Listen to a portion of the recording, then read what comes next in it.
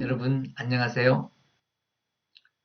오늘은 마가복음 4장 21절부터 34절까지를 본문으로 하여 하나님 나라는 공개된 비밀입니다 라는 제목으로 말씀을 나누겠습니다.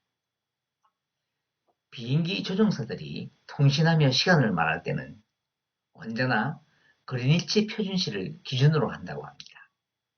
그 이유는 의사소통 과정에서 지역 간의 시차로 인해 생길 수 있는 오해를 막아 소통하는 내용을 정확하게 이해하기 위함입니다. 그러나 이런 시간의 기준이 있다고 하더라도 소통 과정에서 상대방과의 공감도가 부족하게 되면 오해가 생기기도 합니다. 일반적으로 사람들이 서로 공감하지 못하는 이유는 서로가 알고 있는 지식이 다르기 때문입니다. 이때 상대방의 말을 경청하며 이해하려고 하면 내가 알고 있는 지식이 잘못되었다고 하더라도 즉시 바로잡고 오해는 풀어지게 됩니다. 사람들이 서로 공감하지 못하는 이유는 내가 상대를 이해하려 하지 않고 오직 상대가 나를 이해해 주기만을 바라며 자기 입장을 내세우기 때문입니다. 우리 예수님은 그리스도로 이 땅에 오신 자신의 입장을 내세우지 않으셨습니다. 오직 죄로 인해 죽을 수밖에 없었던 연약한 인간을 공감하시고 자신의 생명을 내어주셨습니다.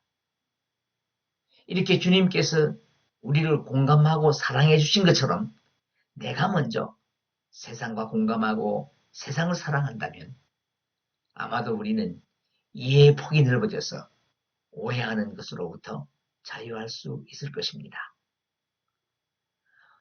오늘 본문은 지난 시간에 이은 하나님 나라의 비유인데 예수님이 이렇게 비유로 말씀하신 것도 영적으로 무지한 인간과의 공감도를 높이기 위해서라고 할 수 있습니다.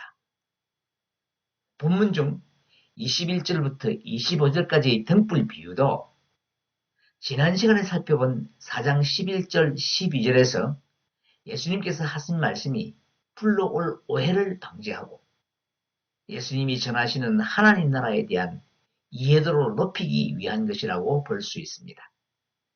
즉 예수님이 비유로 말씀하신 이유가 그들로 보기는 보아도 알지 못하며 듣기는 들어도 깨닫지 못하게 하여 돌이켜 죄사함을 얻지 못하게 하려 함이라고 하셨는데 이 말씀이 마치 하나님 나라에 들어갈 수 있는 사람을 제한하시겠다는 뜻으로 오해할까 염려되어 그 오해를 불식시키기 위해 다른 비유로 말씀하신 것입니다. 21절, 22절을 함께 읽겠습니다.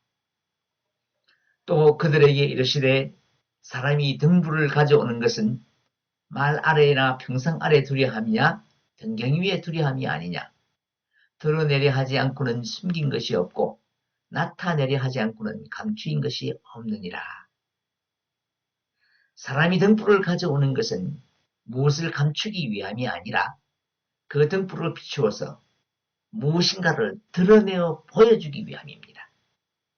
그래서 등불을 말 아래나 평상 아래에 두지 않고 높은 등잔대 위에 두어 방 전체를 밝히는 것입니다. 이와 같이 예수님이 비유로 가르치시는 궁극적인 목적이 천국 복음을 어떤 특정한 사람들에게 은폐하기 위함이 아니라 모든 사람이 다 쉽게 알 수 있게 하기 위함이라는 사실을 등불 비유를 통해서 말씀하고 있는 것입니다. 자, 그런데 22절에 드러내려 하지 않고는 숨긴 것이 없고 나타내려 하지 않고는 감추인 것이 없느니라는 말씀이 언뜻 읽어서는 이해가 되지 않습니다. 이것은 헬라의 어순에 대한 강조를 무시하고 번역했기 때문인데 병행구절인 누가복음 8장 17절 숨은 것이 장차 드러나지 않을 것이 없고 감추인 것이 장차 알려지고 나타나지 않을 것이 없느니라가 그 의미를 살려 지극한 것입니다. 지난 시간에 말씀드린 것처럼 하나님 나라의 실제적인 실현은 이 세상이 끝나는 날 새롭게 형성될 새하늘과 새 땅에서 이루어지게 되지만 예수님을 통해 이미 우리의 심령 속에 그리고 이 땅에 임했습니다. 다만 그 모습이 감추어져 있을 뿐인데 이 비유의 말씀이 가르치는 것은 감추어진 하나님 나라는 반드시 나타나게 된다는 것입니다. 그리고 이 가르침은 먼저 믿는 제자들의 복음 전도의 등불로 인해 지속적으로 세상에 드러나고 전해질 것입니다. 자, 그런데 이렇게 등불을 밝혔음에도 보지 못하는 사람들이 있습니다. 그 이유는 눈을 감고 있기 때문입니다. 아무리 밝은 빛을 비추어 드러나지 않는 것이 없다 하더라도 본인이 보지 않으려고 눈을 감고 있으면 볼 수가 없는 것입니다. 예수님이 비밀스러운 하나님 나라를 너무나도 쉬운 비유로 말씀하셨지만 이미 형식적인 율법에 마음이 굳어진 바리새인이나 서기관들과 같은 사람들에게는 그 말씀이 받아들여지지 않은 것입니다. 그래서 예수님이 제자들에게 강조하신 말씀이 23절 들을 귀 있는 자는 들으라 입니다. 사람은 눈으로 보고 귀로 듣고 감각으로 느끼는 등으로 세상을 인지합니다. 그 중에 우리의 성품이나 인격을 형성하는 가장 중요한 요소가 저는 들음이라고 생각합니다. 현재의 나를 돌아보면 나의 관념이나 가치관은 대부분 외부로부터 들음으로써 형성된 것입니다. 이처럼 사람은 들음에 많은 영향을 받기 때문에 무엇을 어떻게 듣는가가 매우 중요합니다. 하나님은 말씀으로 천지를 창조하셨습니다. 온 세계 만물은 하나님이 선포하신 그 말씀대로 만들어졌습니다. 그리고 그 말씀은 육신이 되어 우리에게 오셨는데 그분이 바로 예수 그리스도이십니다. 그러므로 이 땅에서 오직 예수님만이 진리이시고 그의 말씀에만 귀를 기울여야 하나님이 기뻐하시는 삶을 살 수 있는 것입니다. 그래서 그 말씀을 듣는 귀가 있어야 합니다. 여기서 듣는다는 말은 중의적인 의미가 있습니다. 단순히 듣기만 하면 아무런 소용이 없습니다. 한 귀로 듣고 다른 한 귀로 흘려보낸다면 그 들음은 아무런 의미가 없습니다. 말씀을 듣는다고 해서 다 영적인 진리를 깨닫는 것이 아닙니다. 들은 말씀을 깨닫고 깨닫는 대로 행동하는 것이 여기서 말하는 들음의 진정한 의미인 것입니다. 그러므로 듣는 방법이나 듣는 태도도 중요하지만 더욱 중요한 것은 무엇을 듣는가 하는 것입니다. 24절, 25절을 함께 읽겠습니다. 또 이르시되 너희가 무엇을 듣는가 스스로 삼가라. 너희의 헤아리는 그 헤아림으로 너희가 헤아림을 받을 것이며 더 받으리니 있는 자는 받을 것이요 없는 자는 그 있는 것까지도 빼앗기리라. 하나님 나라의 비밀을 들을 때 정말 삼가서 들어야 한다고 했는데 사실 하나님 나라의 비밀은 비밀이 아닙니다. 그 비밀은 마치 아버지가 서너 살 되는 어린 자녀와 숨바꼭질 놀이를 하는 것과 같습니다. 자녀가 순례가 되어 아버지가 숨을 때 찾지 못하도록 숨는 아버지는 없을 것입니다. 아버지는 발견되기 위해 숨는 거예요. 그래도 찾지 못하면 아이가 찾을 수 있도록 소리를 내어 있는 곳을 알려줍니다. 하나님 나라도 마찬가지입니다. 온 세상이 다 알 수 있도록 예수님이 오셨고 온 세상을 향하여 천국 복음을 전파하여 하나님 나라는 공공연하게 공개되었습니다. 그런데 어리석은 자들은 육신의 안일과 탐욕의 말을 듣는 귀는 밝은데 하나님 나라의 비밀에 대한 말씀을 듣는 귀는 어둡습니다. 그래서 우리는 마치 술래 아이가 아버지의 음성을 알아듣고 그 음성을 따라가서 아버지를 찾는 것 같이 듣는 내용을 헤아리고 그 감춰진 의미를 발견해내기 위해 노력을 해야 하는 것입니다. 왜냐하면 잘 헤아려서 천국 비밀을 소유하게 되면 여기에 더 많은 열매가 더해질 것이지만 그 비밀을 소유하지 못한 자는 있는 것까지도 빼앗기기 때문입니다. 이런 부익부 빈익비는 사회 정의에는 맞지 않지만 영적인 세계는 심은 대로 거두는 자연의 법칙이 그대로 적용이 됩니다. 이렇게 하나님 나라의 비밀은 오직 들을 귀 있는 제자들만이 깨달을 수 있습니다. 그래서 25절에 있는 자와 없는 자는 그 진리를 깨닫는 자와 깨닫지 못하는 자에 대한 구분이며 있는 자에게는 비밀이 비유의 방식으로 계시되어 하나님 나라의 진리를 분명히 깨닫게 되지만 없는 자에게는 관심 없는 이야기로만 들려져서 하나님 나라의 진리에 대해서는 아무것도 깨달을 수 없게 된다는 것입니다. 이렇게 있는 자에게 계시되어 드러난 하나님 나라는 이 땅에서 점점 확장됩니다. 26절, 28절을 함께 읽겠습니다. 또 이러시되 하나님의 나라는 사람이 씨를 땅에 뿌림과 같으니 그가 밤낮 자고 깨고 하는 중에 씨가 나서 자라되 어떻게 그리 되었는지를 알지 못하느니라.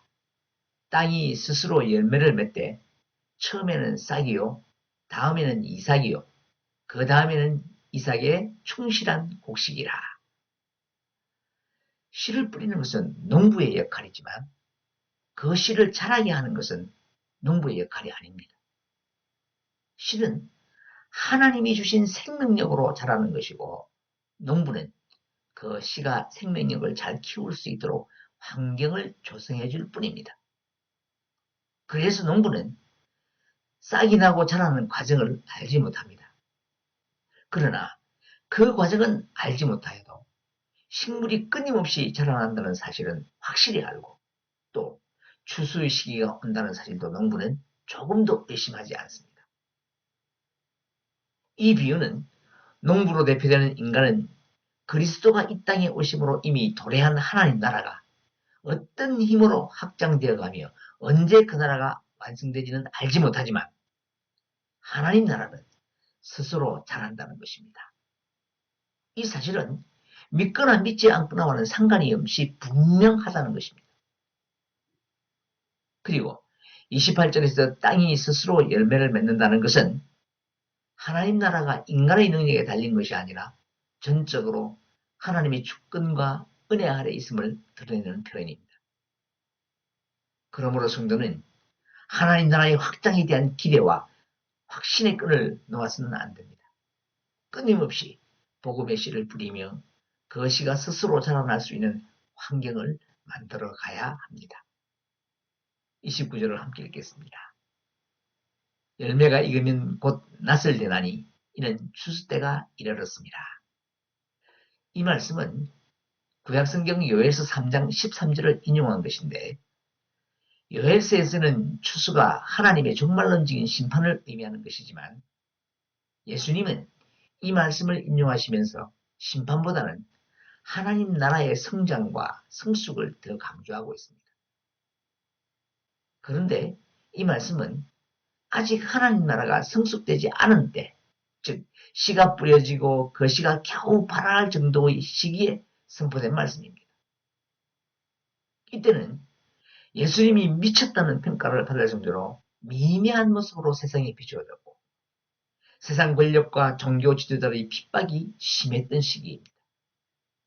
하지만 하나님 나라는 싹이 나고 이삭이 나오며 성장하여 미래의 하나님의 때에 맞추어 완성된 열매로 나타나게 된다는 것입니다. 그러므로 오늘을 사는 우리의 삶은 하나님의 말씀 앞에 바로 서서 그 나라가 올 때까지 부지런히 씨를 뿌리며 하나님 나라의 확장을 위해 노력해야 하는 것입니다. 이어지는 30절부터 32절까지의 겨자씨 비유는 하나님 나라가 자라나서 확장된다는 내용을 설명하고 있습니다. 함께 읽겠습니다. 또 이르시되 우리가 하나님의 나라를 어떻게 비교하며 또 무슨 비유로 나타낼까? 겨자씨 한 알과 같으니 땅에 심길 때는 땅 위의 모든 씨보다 작은 것이로되 심긴 후에는 자라서 모든 풀보다 커지며 큰 가지를 내나니 공중의 새들이 그 그늘에 깃들일 만큼 되었느니라. 이 비유의 핵심은 씨 자체가 아니라 씨가 부러졌을 때에 어떤 일이 일어나는가에 있습니다. 겨자씨는 당시 유대인들이 주변에서 쉽게 찾아볼 수 있는 것으로 사람이 땅에 심는 가장 작은 씨앗으로 알려져 있습니다. 그런데 그 작은 겨자씨를 한 알이라고 한정함으로써 그 작음을 더욱 강조하고 있는데 그 작은 씨 한 알이 땅에 심겨진 후에는 자라서 공중의 새들이 깃들 만큼 큰 숲을 이룬다는 것입니다. 이 비유의 말씀에는 하나님 나라가 선포되는 당시에는 작고 미약하게 보였지만 하나님 나라가 완성되는 그날에는 세상의 어떤 나라보다 위대하고 크다는 의미가 잘 나타나 있습니다.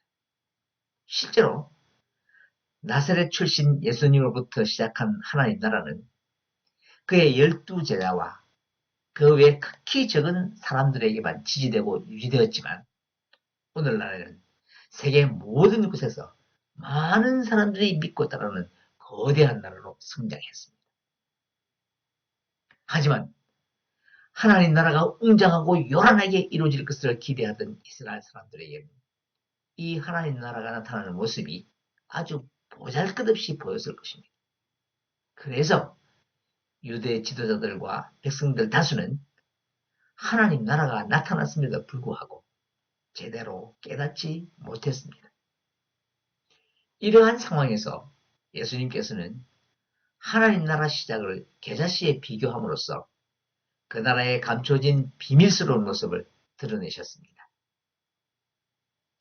이 비유는 매우 심한 과장법을 사용하고 있는데 병행구절인 마태복음 13장 32절에서는 겨자씨가 커서 나무가 된다고까지 표현했습니다.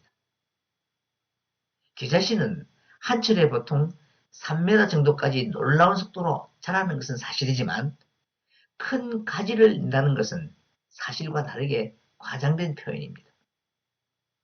이렇게 예수님이 겨자를 큰 가지를 내는 나무로 암시하신 것은 아마도 구약성경 여러 곳에서 종말의 때에 하나님이 다스리시는 강력한 왕국을 세우신다는 사상이 나무를 심는 것으로 비유되어 있기 때문일 것입니다. 그래서 겨자를 나무라고 지칭하여 완성된 하나님 나라를 큰 제국의 모습으로 나타내신 것입니다. 하늘을 나는 새는 국경의 제한을 받지 않고 날아다닐 수 있고 민족이나 나라에 따라 구속되지도 않습니다. 따라서 그러한 새들이 날아와서 깃들이게 된다는 것은 하나님 나라의 성장과 완성은 단순히 작은 것이 가장 크겠다는 뜻이 아니라 유대인들이 상종도 하지 않았던 모든 이방인들이 그 지친 영혼을 하나님 나라 안에서 쉬게 할 때에 비로소 하나님 나라는 완성되는 것입니다. 이렇게 예수님은 겨자씨 비유를 통해 당신이 오셔서 세워지고 확장되는 하나님 나라는 유대인들만을 위한 나라가 아니요 헬라인이나 야만인 등 모든 이방인들을 포함하는 제국적 나라는 사실을 선포하신 것입니다. 이후에 나오는 33절과 34절은 씨 뿌리는 자의 비유로부터 겨자씨 비유까지의 말씀을 종결하는 부분으로 예수님이 가르치시는 사역에 대한 마가의 해석입니다. 함께 읽겠습니다. 예수께서 이러한 많은 비유로 그들이 알아들을 수 있는 대로 말씀을 가르치시되 비유가 아니면 말씀하지 아니하시고 다만 혼자 계실 때에 그 제자들에게 모든 것을 해석하시더라. 예수님은 천국 비밀에 관한 신령하고 심오한 말씀들을 인간들이 가장 이해하기 쉬운 소재를 사용하여 비유로 전하셨습니다. 그러나 예수님의 비유는 제자들조차도 잘 이해하지 못하였고 예수님의 해석이 필요했습니다. 일반 청중들은 예수님의 말씀을 들었음에도 비유의 뜻을 이해하지 못했고, 다만 나중에 예수님을 개인적으로 만난 제자들을 포함한 소수의 사람들만이 설명을 듣고 비유 안에 감추어진 진리의 깊은 뜻을 이해할 수 있었습니다. 이것이 제자들의 특권입니다. 제자들은 예수님께 인생의 모든 문제에 대하여 질문도 할 수 있고 그 해답을 들을 수도 있었습니다. 이와 같이 저와 여러분이 진정한 제자라면 주님과 진솔한 대화의 시간을 자주 가져야 합니다. 이제 말씀을 맺겠습니다. 예수님은 이미 우리를 찾아오셨습니다. 그런데 사람들은 귀를 닫고 눈을 감아서 알지 못합니다. 자, 그렇다면 혹시 나는 찾아오신 예수님을 진정으로 영접했는지, 아니면 의도적으로 귀를 닫고 눈을 감지는 않았는지 스스로 돌아보아야 합니다. 그리고 차지도 아니하고 뜨겁지도 아니한 라오디게아 교회에게 부활하신 주님이 하신 말씀을 기억하시기 바랍니다. 요한계시록 3장 20절입니다. 함께 읽겠습니다. 볼지어다 내가 문 밖에 서서 두드리노니 누구든지 내 음성을 듣고 문을 열면 내가 그에게로 들어가 그와 더불어 먹고 그는 나와 더불어 먹으리라. 사랑하는 여러분, 인생의 모든 문제는 기도하는 무릎에 해답이 있는 줄 믿으시기 바랍니다. 오늘도 마음의 문을 활짝 열어 찾아오신 주님을 모시고 깊은 대화를 나누는 저와 여러분이시기를 바랍니다. 그리하여 인생의 해답을 얻으며 주님과 더불어 복된 삶을 사시는 여러분 되시기를 축복합니다.